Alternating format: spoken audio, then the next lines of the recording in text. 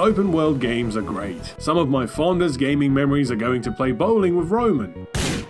But in the last decade or so, it kind of feels like they've become a bit formulaic, doesn't it? I mean, they're still fun, but how many times have you found yourself riding towards a waypoint across a beautiful but empty environment, or hunting for a cool yet pointless collectible, or just playing yet another fishing minigame? So, is this it for open world games, or is there still room for them to grow? Well, in this video, I'm going to take a look back at the evolution of the genre to try and figure out if open world games have peaked. But first, let's actually define what an open world game is. Now, there are going to be exceptions, but broadly speaking, it's a type of video game where the player can freely traverse the world and visit locations without being restricted to a linear path. Okay, great, so where do we begin? Well, while open world games as a genre wouldn't properly form until the advent of 3D graphics, a lot of the elements that are synonymous with modern open world games can be tracked back much further. For example, 1980s adventure for the Atari 2600 allowed for free roaming exploration, letting you play as this brave pixel. 1984's Elite had the player explore a procedurally generated universe, while 1986's Turbo Esprit was the first free roaming driving game which let you cause traffic jams on the streets of Romford. That same year, Nintendo would release the original Legend of Zelda, which also allowed for non-linear exploration of its overworld. 1991's Hunter also deserves a shout out. Look, you can walk, sail a boat, ride a bike, and this guy can actually swim, unlike Tommy Vercetti. The 90s saw the games industry transition to 3D graphics. Now, Mario 64 wasn't really open world, but it would set the groundwork for gameplay, character movement, and camera controls in 3D games. Nintendo would push things further 2 years later with Ocarina of Time, which brought the series' non-linear exploration of Hyrule to 3D. At the same time, a little company out of the UK called DMA Designs had created a top-down sandbox crime game called Grand Theft Auto. The game and its sequel had decent critical and commercial success for the developer, but DMA knew they would have to go to 3D for the series to reach its full potential. Now, to be fair, GTA 3 wasn't the first 3D open world game. It was preceded by the likes of Driver 2 and Shenmue, but both those games were still lacking certain elements. Hold on, is that the way out? No, it's the toilet. Ah yes, the infamous Driver 2 moonwalking mission. Grand Theft Auto 3 was the first game to properly blend and execute all the other gameplay elements we've mentioned so far. This resulted in the game being bigger than the sum of its parts, a fun, chaotic sandbox, and a true window into what gaming could be in the new millennium. The game would release to critical acclaim and would go on to be ported to every console known to man. DMA Design, now rebranded as Rockstar, would continue to build on GTA 3's formula with 2 sequels. Now, GTA 3 and San Andreas were released only 3 years apart on the same console, and yet the gap between these two games seems huge. By the time we get to San Andreas, we're flying planes and jetpacks across the entire state while trying to catch that damn train. All we had to do was follow the damn train, CJ. Smoke, where are you going? We're in the middle of nowhere. Oh, he's gone. He must have used that Grove Street instant transmission. The game also borrowed character customization elements from RPG games. In addition to gameplay stats, CJ could also change wardrobe, get new haircuts, and work out. In the early 2000s, the Grand Theft Auto influence was clearly felt across the industry. Games like Mafia, True Crime, and The Getaway tried to capitalize on the success of GTA by adding their own twist on the formula. Ironically enough, I think the most well-regarded GTA clone of that era would end up being The Simpsons Hit and Run. The 7th generation of consoles pushed both the graphical and processing capabilities further, allowing developers to create bigger and more detailed open worlds. A prime example of this is Ubisoft's Assassin's Creed games, which introduced the unlikely pairing of parkour with historic locations. And please, a moment of silence for that one guy who missed the leap of faith.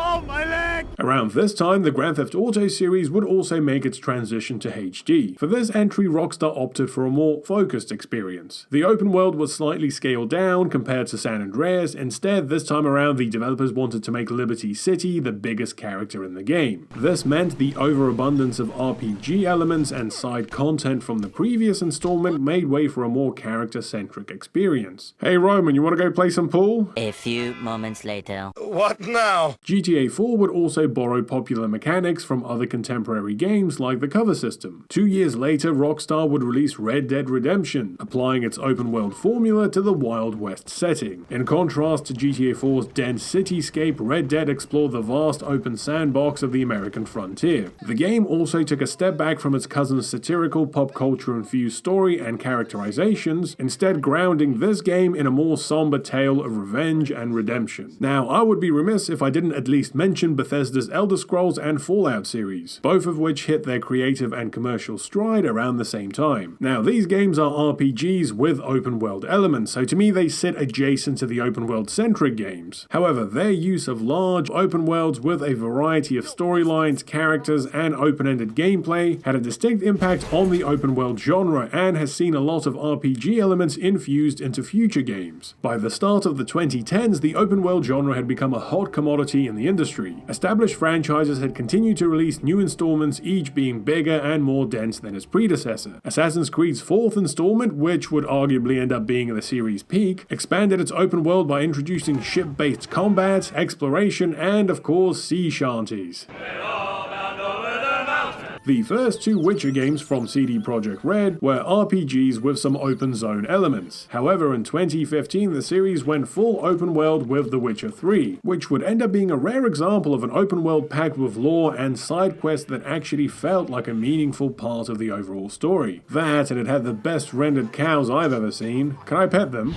Whoops, I guess we're having steak tonight. Now, both Grand Theft Auto and Red Dead would eventually get sequels, each giving the player more huge sandboxes to play in, filled with an overabundance of things to do and seemingly endless details. Grand Theft Auto 5 would further embrace the series' skewed satirical take on modern society, while Red Dead Redemption 2 would lean further into the gritty, cinematic, realistic angle. Just like they'd done since Grand Theft Auto 3, Rockstar continued to borrow gameplay features and mechanics from other genres and successfully implementing them into a single complete experience. This was most prevalent in Red Dead Redemption 2, which is seen by many as the peak of traditional open-world games. But traditions aside, the 2010s also saw some fresh new additions to the genre. For example, 2011's Minecraft took a different approach. Instead of giving you big pre-made maps with loads of things to do, the game gave players an empty sandbox and allowed them to create their own worlds. And it kind of caught on because Minecraft ended up becoming the best-selling video game ever. 2016's No Man's Sky took scale to another level with a procedurally generated universe, following in the footsteps of Elite all those years back. Of course, its big issue at launch was that, well, it was a big universe with not much to do, but to be fair to the developers, they would spend the next 5 years expanding the game to a great degree. Now, while games like Minecraft and No Man's Sky were both fresh and original, the genre itself would begin to stagnate around that time. An open world formula had now been established. For many developers, it became less about exploration and new gameplay possibilities, and more about mini-maps and markers. The only non-linear thing about many of the games coming out around this time were the paths you took to the next campaign mission. And to be fair, this wasn't just a problem of stagnation or a lack of original ideas from the developers. Video games as a medium needs goals, objectives, and obstacles, which inherently creates restrictions. So it only makes sense that open-world games would walk the line between freedom and boundaries, which I think is what made Breath of the Wild such a big deal. Nintendo released the game in 2017 just as the term open world game was becoming a bit of a tired cliche. Breath of the Wild showed that open world didn't have to mean formless and boring, nor did it have to be just a set of linear missions that you could take 3 different roads to. Its emphasis on exploration and experimentation, coupled with its physics-based sandbox and rich world, really did elevate the genre. But that was 6 years ago. And look, that's where the Wikipedia entry for open world games actually ends. So what's happened since? Have open world games peaked with Red Dead 2 and Breath of the Wild? Well, there definitely hasn't been a shortage of open world games in recent years, even if the granddaddy of the genre, as of November 2023, is still in its decade-long slumber, but there are rumblings. However, the genre seems to have been splintered into 2 branches. We have the traditional open world games. These are the ones that go for the full AAA bells and whistles experience. In order to compensate for the long and expensive development cycle, and to reach as wide a consumer base as possible, the developers try to cram as many gameplay features and genres into these games as they can. In addition to big maps filled with collectibles and side quest icons, we've got hand-to-hand combat, shooter mechanics, RPG elements, character customization, skill trees, crafting, enough minigames for 3 Mario parties, and of course some nice walking simulator bits juxtaposed against over-the-top quick-time event-driven set pieces. And look, there is absolutely nothing wrong with these games. They're incredibly fun to play, and I'm sure we're going to keep getting more of them. But as we've seen with this year's Spider-Man 2, building on these Swiss Army knife games does come with diminishing returns. When you have so many spinning plates in one game, the developer's priority will always be to make sure they still work, which is why I think these types of games have kind of peaked, at least when it comes to the open world sandbox, which just acts as a facilitator for all the other features. But it's the second type of modern open world games that may still have potential to grow. These are established game series that have dabbled or embraced the open world mechanics. And yes, I realize this isn't exactly a new trend. Burnout did this with Paradise back in 2008. But in the past decade, more and more established franchises have been trying the open world genre on for size, and in some cases with great results. For example, Metal Gear Solid 5 introduced a new twist to the genre while still keeping to the roots of the series. Snake can still sneak around, but he can also steal weapons, people, and even goats.